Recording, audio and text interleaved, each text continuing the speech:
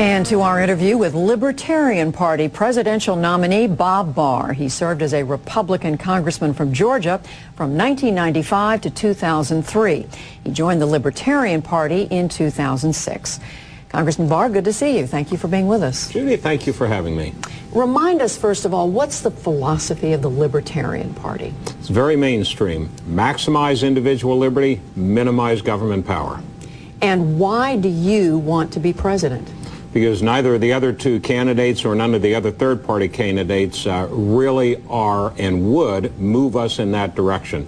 Both Senator McCain and Senator Obama very clearly, as we've seen from this latest bailout nonsense, want to move us dramatically down the road of more government spending, more government power, and that necessarily means less decision-making for the individuals, parents, small businesses, and their communities. So we've watched the federal government, as you're reminding us, take this unprecedented series of steps over the last few weeks to help out these financial institutions, Fannie Mae, Freddie Mac. What would you do differently? First of all, bailout would not be a word that would be mentioned positively in a Barr administration. The first person, Judy, that I would have called into my office would have been somebody we haven't heard from at all, and that is the Attorney General. And as president, I would ask the Attorney General, where in the heck have you been? We have massive fraud being perpetrated here among financial institutions, investment houses, Fannie Mae and Freddie Mac very likely. Why haven't there been any prosecutions that would reassure the markets, reassure the American people that their investments, their hard-earned dollars, are in fact being protected? The second thing, in a Barr administration, we would not see the government competing with private industry and private investment houses. Barely had that process of private investment houses and investors started coming into the marketplace and buying up some of these troubled assets, such as Wells Fargo coming in and buying up Wachovia. Then the federal government came in and put a stop to all of that by competing with private industry. So what are you saying? Are you saying the federal government should have stayed completely out of this process? What the federal government should be doing is enforcing the laws and the regulations that are already on the books to assure the American people, to assure the marketplace, to assure the credit houses that the government will stand behind its efforts to assure transparency and integrity in these processes. So how would that have helped in these banks that are, some of whom we're told are in very weak condition? The federal government has just put money, injected money into them last week. What would that have done? Would you have just let these institutions fail? Well, there are a number of things that could have happened, that should have happened, that didn't happen because of the government intervention. There certainly are, as in the case, for example, of Washington Mutual, institutions that needed to go into receivership. Perhaps some of them should go into bankruptcy.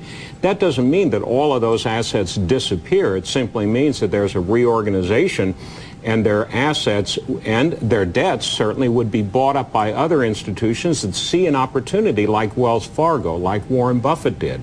But there were institutions that took a look, other financial institutions, and in many cases we were told they weren't going to do anything, that either the federal government stepped in or these institutions were going to fail. Part of the problem is, with all of the government folks running around saying the sky is falling, and the only way out of this crisis is this massive government bailout, that caused everybody else to back away. Credit markets froze simply because the government said, we are going to come in and bail you out. So those private institutions that could have started freeing up credit backed away and didn't move in. To be honest with you, I think what the American people are going to see down the road is significant inflationary pressure as a result of all this government printed, this new money that the government is putting in. And they're going to be squeezed because housing prices, because of the government buying up these mortgages, are going to remain depressed. I think the American people are going to start realizing that a heavy price is going to have to be paid because of this government intervention. What would you have done about the housing market, about these mortgages? Here again, part of it would have been handled by the federal government doing what it's supposed to do, and that is to be prosecuting fraud. Fannie Mae and Freddie Mac, although there might have been... I'm asking in the immediate term, when we were looking at a crisis and something had to be done immediately? Well, a lot of this is a government definition of a crisis. The government defines the situation as a crisis, and then it comes in and says, we're the only way that you can solve it. If, in fact, there was, and there may have been, a case that could be made for an immediate loan, for example, to Fannie Mae and Freddie Mac, it should have been coupled with a long-term solution, that is, privatizing Fannie Mae and Freddie Mac. All of these short-term steps without any long-term resolution is simply putting off, staving off for a later date the real problem, which is way too much government spending. Let's talk about a few other things from a libertarian standpoint that you'd like to see done. You've talked about which departments of the government you would like to see done away with. What are a couple of those or more? What we have to do first, again, is get a handle on federal spending. Then if you look, for example, at the array of government agencies, departments, and offices, there are some that just cry out for the government to start backing away. The departments like the Department of Education, which has failed since its inception, Judy, to have fulfilled its mandate of improving improving educational standards. The Department of Energy, which has not only failed to meet its mandate of reducing our dependence on foreign oil, but has presided over a 30-year increase. These are departments that somebody ought to be asking, and Senators McCain and Obama are not.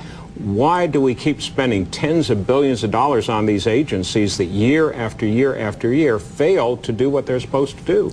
Let me turn your attention abroad for a moment. What about the growing crisis in Afghanistan? This is a country that both Senator Obama and Senator McCain have said the U.S. needs to send more troops to beef up the U.S. presence there. We in the Libertarian Party believe in quality, not quantity. You can ferret out the terrorists if we're serious about ferreting out the terrorists, whether they're in Afghanistan or those mountainous regions of Pakistan that border Afghanistan, without sending tens of thousands more U.S. troops in. Primarily, those troops are going to be used for the same purpose that they were in Iraq, and that is to prop up a civilian government in Afghanistan. That's not what our troops should be used for. Our troops should be used based on good intelligence to go after the terrorists that did us harm or are about to do us harm. What's the goal in Afghanistan? The goal in Afghanistan is to find the terrorists and take them out. And the goal in Iraq, and how much longer would you keep troops there? There's no need for a significant number of U.S. troops. Saddam Hussein is gone. That was the purpose for us going into Iraq in the first place back in 2003. If the Iraqi government cannot, from this point forward, after hundreds of thousands of U.S. troops being over there, hundreds of billions of U.S. dollars, 4,500 U.S. lives, stand on its own, then something is dramatically wrong with why we were over there in the first place. And wouldn't Senator McCain call that leaving while losing? Wouldn't he say that the U.S. should stay until there's been a victory? Well, according to Senator McCain, there has been. The Iraqi government has basically solved a lot of its own problems. The so-called surge has worked. If we can't leave after the surge works, and we couldn't leave before because the surge hadn't been tried yet, then we're left with the question with Senator McCain, when in heaven's name could we leave then? If we couldn't leave when things were going badly, we can't leave now that things have gone swimmingly, according to him. One presumes that he was serious when he said we ought to stay over there for 100 years. What do you think the main international problem facing this country is? The main international problem facing America is our loss of influence in the world and our lack of an ability to define what U.S. interests really are. We're floundering around over in Europe saying, well, we need to expand NATO, but we don't know what the real mission of NATO is. We need to oppose Russia, but we don't really know how to do that. We have problems in our own hemisphere. We don't know what we're doing down there. We lack vision and leadership, Judy, and that's what we've had in years past, but we don't with this administration, and it's dramatically reducing our ability to project our interests and to protect our interests abroad.